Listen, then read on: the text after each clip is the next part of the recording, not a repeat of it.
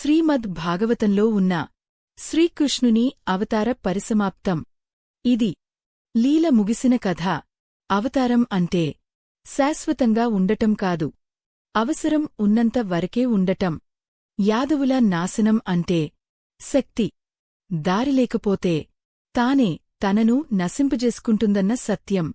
ద్వారక మునగడం అంటే వైభవం శాశ్వతం కాదని సూచన.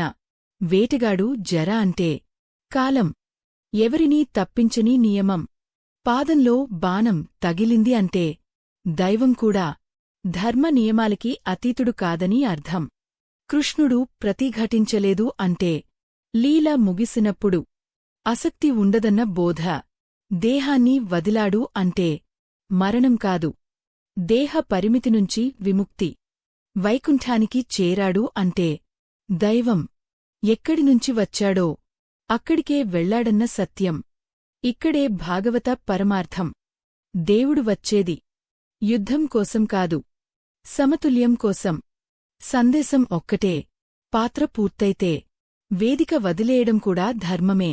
శ్రీకృష్ణుని అవతార పరిసమాప్తం. లీలలకు ముగింపు. సత్యానికి కాదు. కృష్ణం వందే జగద్గురు.